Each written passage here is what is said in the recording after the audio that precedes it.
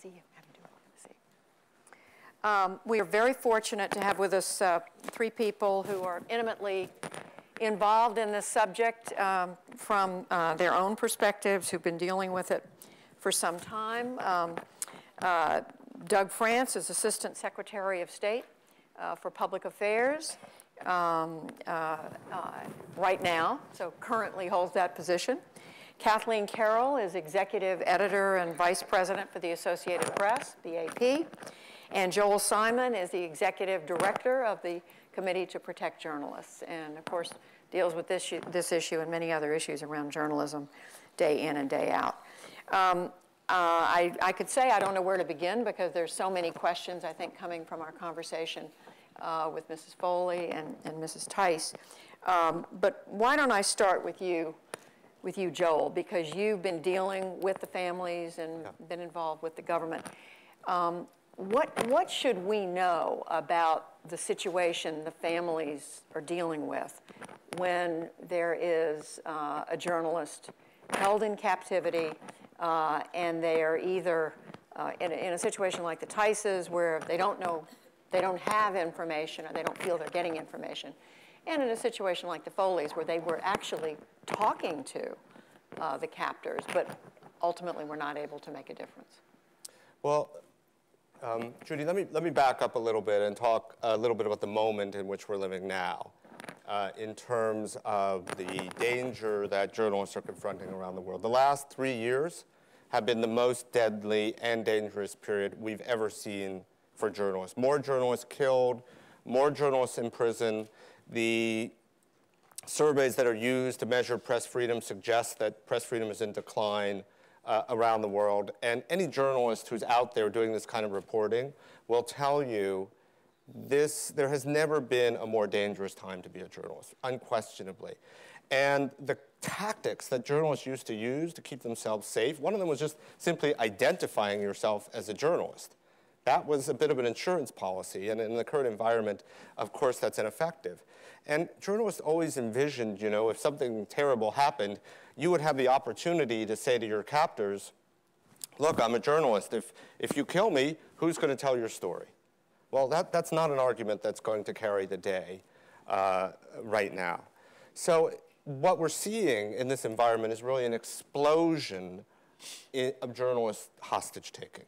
And we've talked today about Syria, but this is an epidemic which really, you know, began with Daniel Pearl back in late 2001 in Pakistan, spread to Iraq. We've seen incidents in Afghanistan, Somalia, Yemen.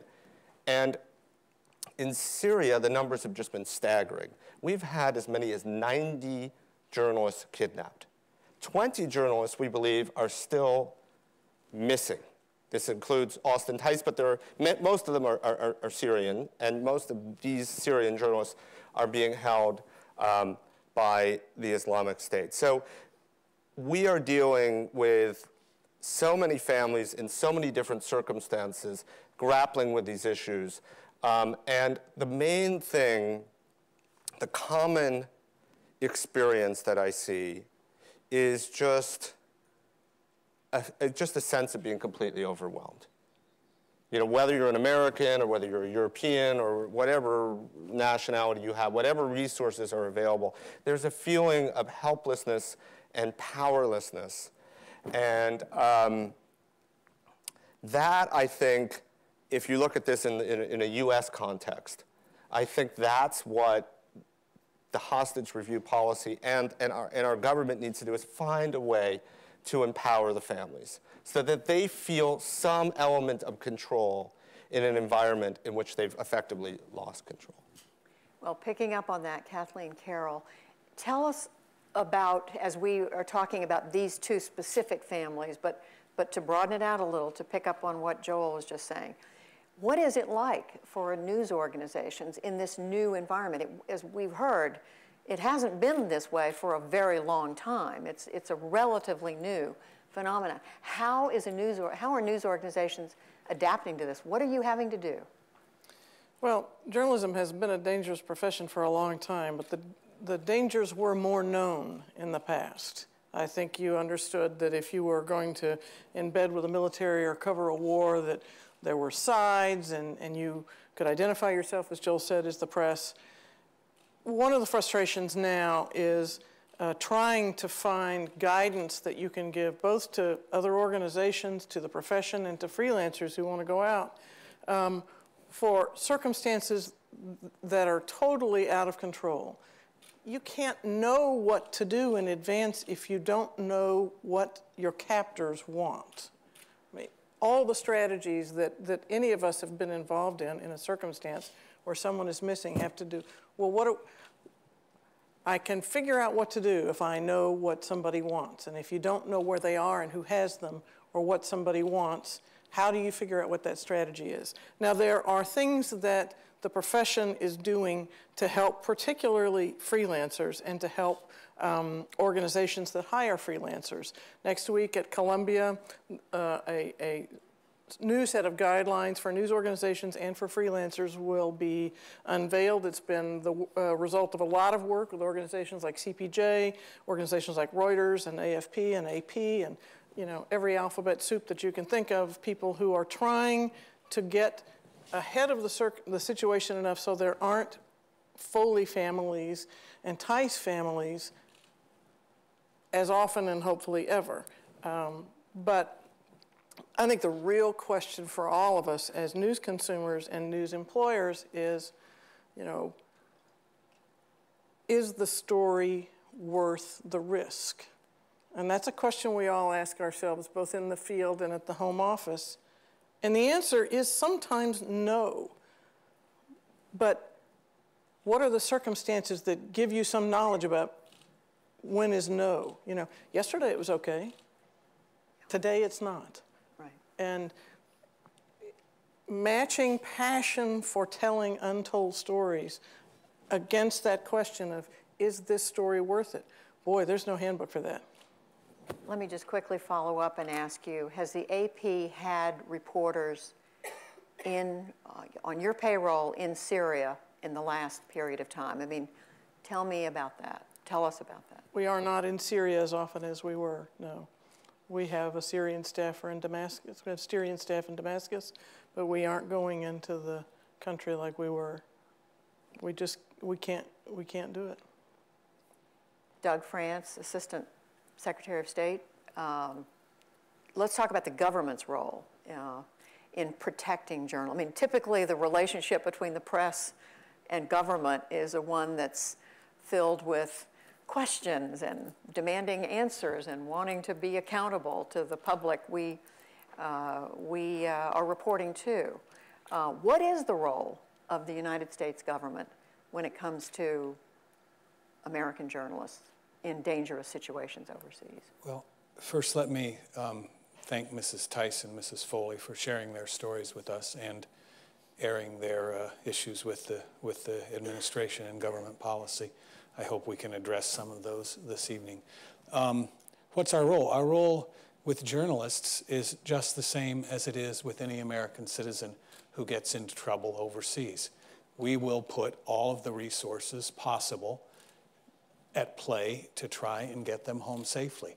I mean, we've certainly done that in the case of the journalists and the aid workers who have been captured in recent months and years in Syria and across Iraq.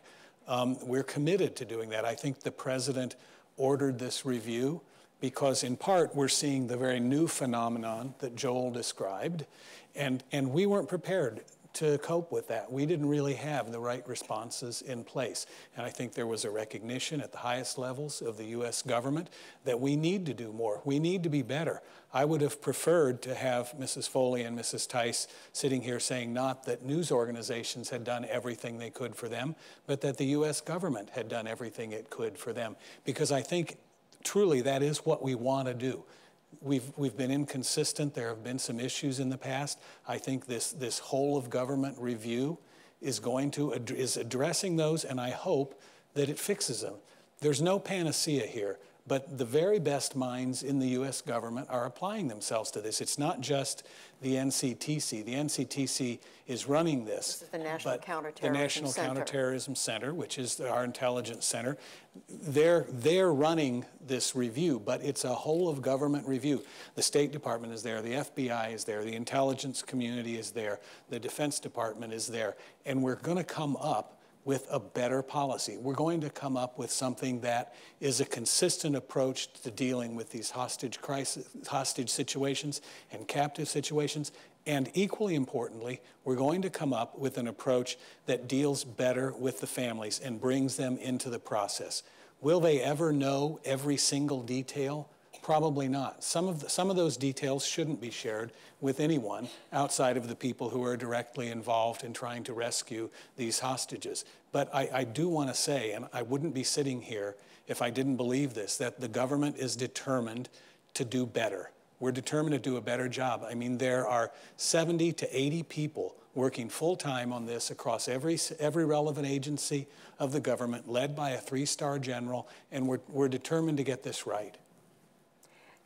Joel Simon, what, as somebody who's thinking about this all the time, what are journalists looking to, and organizations like yours now looking to the government to do differently? What more, what differently, what different are you looking for and others who are working with you? Well, I think Deborah and Diane laid out the central issue that we see in dealing with the families, which is the way they're treated. And I think that their perception is that there isn't proper coordination, that they don't feel. There's at some level, it's a communication issue. At a minimum, they don't feel what Doug described. And that's a problem. So I think that that's something that the review must address is at the highest levels. How are the families treated? The other thing that really needs to be examined in this context is we live in a moment when the kidnapping of a journalist quickly can escalate into a national security issue. There's a national security dimension to these kidnappings. This isn't some, 20, 30 years ago, you might have had a journalist kidnapped by, the FARC in Colombia, and that was a terrible event, and high-level people were involved in that, and that was appropriate. But this is a new phenomenon.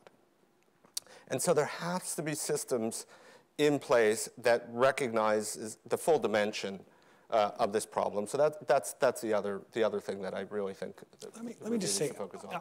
I think that I was a newspaper reporter and editor for 37 years.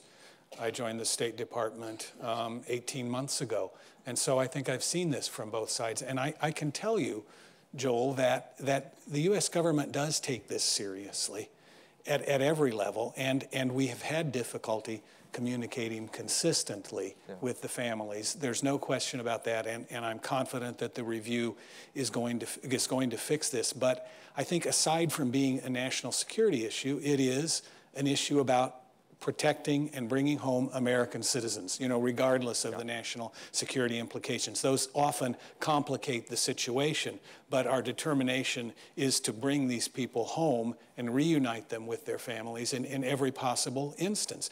I mean, Secretary Kerry has spoken in the last 2 years with 60 foreign leaders and senior foreign officials, trying to gather intelligence, trying to enlist their help in freeing our hostages. The president, as we know, has ordered this review. I mean, it is regarded as a priority at the very highest levels of the government. We're working very hard now to free an aid worker who's held in Syria. We're working just as hard on her behalf as we've worked on behalf of the journalists. So the journalists, I perhaps more than anybody in government, because I covered wars. I left my family behind. I know something of the fears that families face. Fortunately, I know nothing of the tragedy that the Tices and the Foleys and the Cassigs and other people have experienced. But I understand that, and the government is working very hard to get this right and to do better. Kathleen Carroll, what do you, as somebody who is involved at the highest levels of one of our major news organizations, look for the government to do? And who else has responsibilities here? Who else should we be looking to for answers? Well, we've had a lot of challenges during my tenure as editor at the AP, and I have not found myself looking to the United States government for solutions because the problems didn't require that. So I think while this is an important part of the conversation, and certainly an important part of what the Tyson Foley family have brought forward and has led to an important review, I think the issues of what's a threat to journalists is often far beyond what any government can handle. And at least for my organization and for many of the organizations who bring news into your living rooms and your devices, we're not using Americans. We're using, journalists who are very talented from a variety of nationalities, and the threats to them are not kidnapping always. It can also be ununderstood imprisonment by government. I mean, there are still 2 Al Jazeera journalists who are held in Egypt, and there is a Washington Post journalist who is held in Tehran, and we don't know, why or what their fate is. And so, with all due respect to the nationality that's under discussion here, these issues are incredibly complex, and governments can sometimes be helpful, and sometimes there's no role at all to play. And you just have to understand, again, where are your people? Who has them? What do they want? And it takes an incredible amount of knowledge and effort to even understand that sometimes. There is no cavalry anywhere. And that's a really hard thing to face, but it's the truth. Joel, do you see a clear line between where the media organization's responsibility ends and the government's begins? I mean, how do you think about that? I mean, let me just stipulate that when we're talking about hostages in this particular moment, particularly when the dynamic which exists because that European governments often pay ransom, which makes journalists and others a target because they're a source of money, and then you have governments that don't pay ransom. So once these journalists and others are taken captive, they're in a lot of trouble. They're in a lot of trouble. So you have a dynamic in which the divergent policies really create a very bad situation for journalists in conflict zones. But I don't want to sit here and suggest that journalists are looking to governments to solve their problem. This is a really unique and unusual circumstances. Doug did a great thing, was to host a discussion at the State Department about 2 weeks ago that brought together a lot of the people who are thinking about these issues. And frankly, I told Doug knows this, I was really uncomfortable sitting down with government to talk about these issues. But there's a certain dimension right now that requires this kind of engagement. But day in and day out, Kathleen obviously knows this, but it's certainly my view as well. The more distance we have from government, the more effectively we're able to do our job. And that's really what we strive for, day in and day out, even when we're doing this kind of advocacy. Let me amplify that last point just a little bit. So the Associated Press is a global news agency that's based in the United States. Not all of our staffers are American. We aren't owned by the government. We're independent of the government. That is a very hard concept to get across around the world, where many other agencies are arms of the government's foreign service. In some countries, our name is translated into American press. And I have been yelled at by people in the highest parts of any government you can name about American foreign policy, and I just have to keep saying, I have nothing to do with that. One of the governments I fight with most often is the one in Washington, which has some credibility, but not really.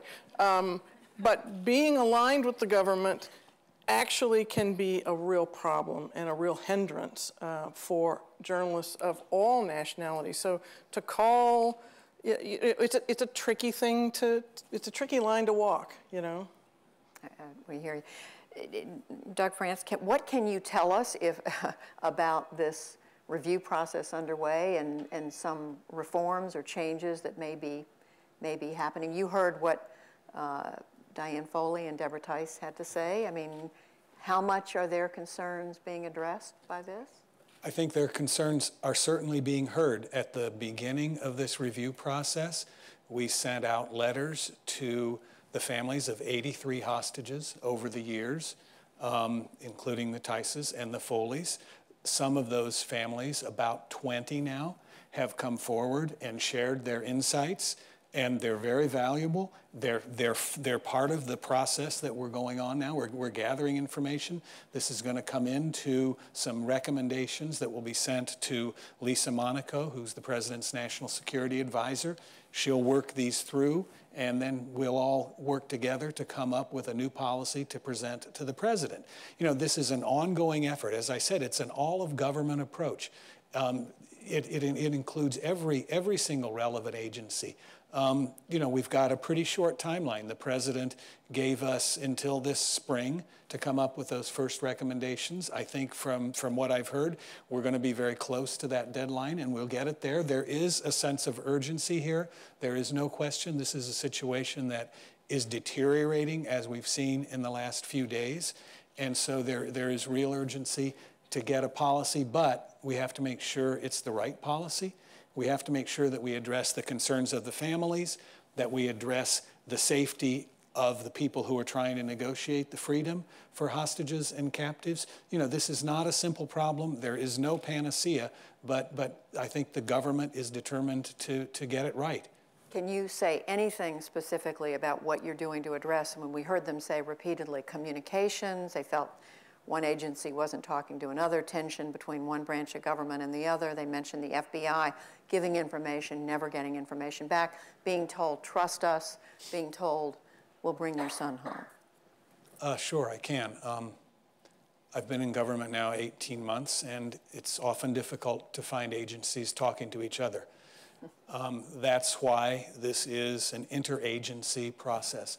We have everybody at the table. Twice a week, they sit down at the NCTC for about 6 hours and go through this. You know, we're making them come to the table, we're making them talk, and we're going to come up with what I hope will be a cohesive and a single policy, because the idea that families in their darkest hours can't get a consistent piece of information and don't feel like they're treated like human beings by the United States government is unacceptable. It's unacceptable to Secretary Kerry. It's unacceptable to President Obama. It's unacceptable to anybody who works for the government. We have to do better. I think everybody realizes that. You know, there are some issues, Judy, that are not on the table here. Our policy of no concessions to terrorist organizations is not under review.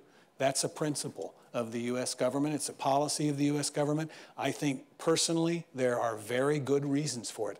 I can understand if it were my loved one who was held captive, I would want the government to do anything and everything possible.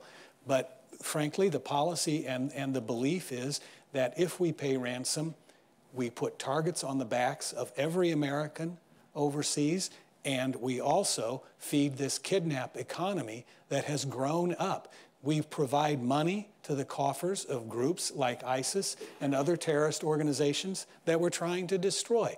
And I think the policy of not doing that is a correct one. It's very difficult to explain to families when they're facing the loss of a loved one. I understand that. But I think we're going to come up with a better way of explaining that by bringing families into the process. There are governments around the world that I think do a better job of this. But I hope that once this review is done and the policies are in place and fully implemented, that we'll be at the top of the heap instead of somewhere in the middle now.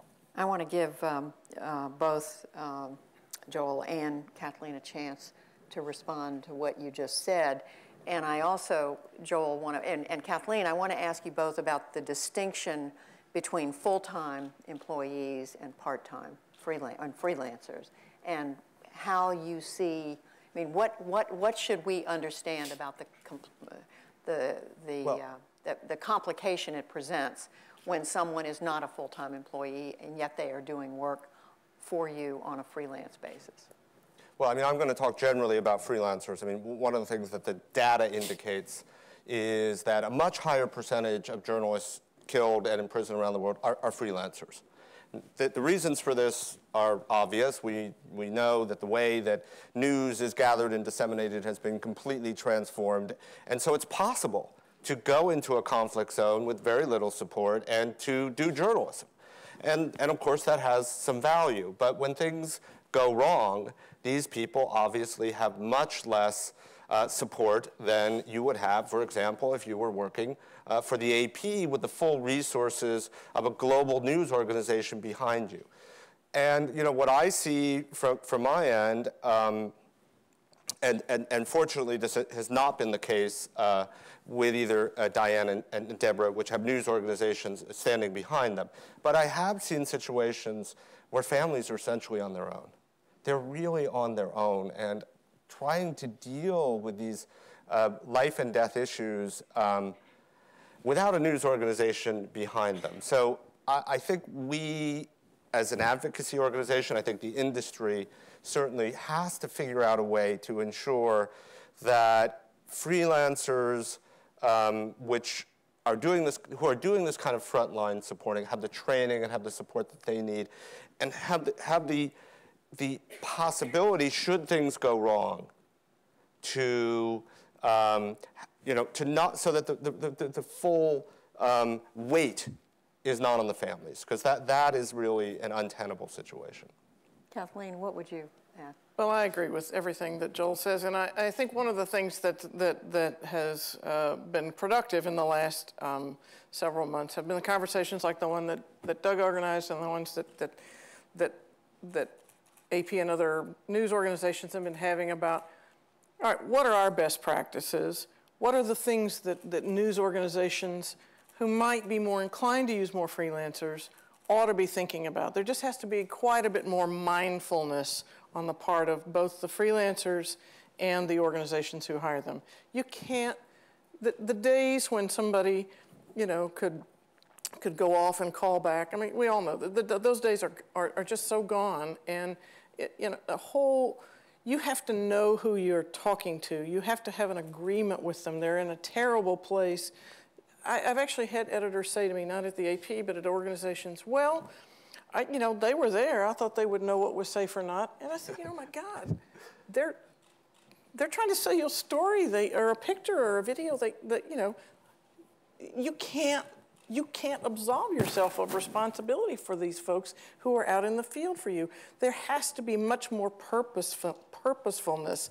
And I think some of the guidelines that'll be released next week will be helpful. I hope that news organizations that don't do this regularly will not be as casual as they could afford to be in the past. That responsibility is too huge. I mean, we spend an enormous amount of time on this issue at the AP. I know they do at Reuters. I know they do at AFP. I know that a lot of organizations do. And to have an assignment editor at an organization who commits that organization to the fate of someone based on a phone call, you used to be able to do that. You can't do it anymore. Sorry. There probably need to be fewer freelancers as well. There are probably not enough people who are willing to take the insurance and do the preparation and have the conversations and develop the relationships that will make this more mindful and hopefully slightly safer. Who will be behind these recommendations coming out next week, guidelines? That the whole group of organizations organizations that are involved in journalist safety, large news organizations that are involved in this kind of news gathering. International? Uh-huh. Yes, I mean, the purpose of these guidelines is to say, look, if you're a freelance journalist and you're covering conflict, you have certain responsibilities. That's right. And these are the responsibilities, it lays them out, and then it says, and if you are a news organization employing a freelancer in a conflict zone, you also have responsibilities. And both parties need to recognize that, and the relationship needs to be built on a mutual investment in the news gathering process. Joel just said it much better than I. the strength. Well, this has been a remarkable conversation. I just want to ask the three of you what message finally you want to leave this audience, and I believe there's a live streaming audience watching as well. This, of course, will live in perpetuity online. We know about that, you're scaring too. us, So Judy. think about your great-grandchildren who are... But what should those who are watching know? What should they think about as we think about these very, very tough and painful issues that we're discussing? Doug Frantz first.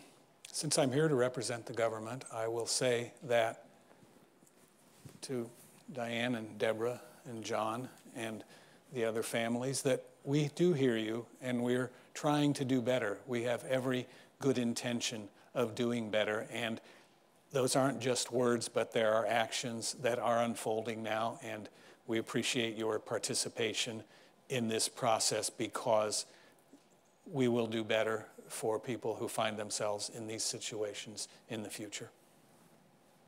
Kathleen? Well, we've talked a lot here about the responsibilities of governments and news organizations and even the responsibilities of journalists in the field, and I would like to put on the table your responsibility as an audience. This is work that people are doing at great risk to educate you. So give a damn, you know, read the paper, read on your tablet, engage in the news, be a citizen of the world, make some effort to understand what it is that these people are taking great risk to bring you.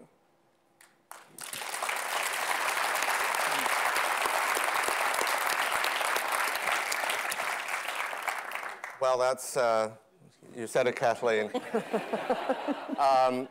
You know, I think that that's really my message as well. I mean, Kathleen said it more broadly and more abstractly, but I just think that if you're here, it's because you care about the news, you care about these issues. You have to think about the people and the risks that they take to bring you the news. We've learned tonight about two remarkable journalists, Jim Foley and Austin Tice. So the message here, there's something that we can do. There's a campaign to bring Austin Tice home. We have to support that. And we have to think about all the journalists. And you know, we've talked a lot tonight about US journalists, and of course, that's appropriate. But there is an ecosystem of information. And it is not just US journalists. It is local reporters, it is freelancers, it is stringers, it is their assistants, it is individuals who just happen to be observing newsworthy events and document them and share that information with all of us. So we need to understand that we are part of a global ecosystem, but that ecosystem is made up of people. Those people put their life and liberty on the line to bring us the news, and it's the least that we can do to come to their support and stand up for them when they're in trouble. So thank you. Before I say thank you to everyone, I do want to just say a word with regard to the Free Austin Tice campaign. We invite all of you to learn more about the campaign launched, as you heard earlier, from Deborah Tice. It's launched by the organization Reporters Without Borders. Outside the theater in the Newseum's main lobby, there's a photo booth. We are encouraging all visitors tonight and whenever you come back to take part in the Blindfold Pledge by taking a selfie in support of bringing Austin home. A representative from Reporters Without Borders is there to explain how the campaign will work. So we wanted to share that with you. And with that, I just want to thank once again our panelists, Joel Simon, Kathleen Carroll, Doug Frantz, and again, I want to thank two remarkable women we heard from earlier, Deborah Tice and Diane Foley. Thanks to all of you, and thank you all for being here.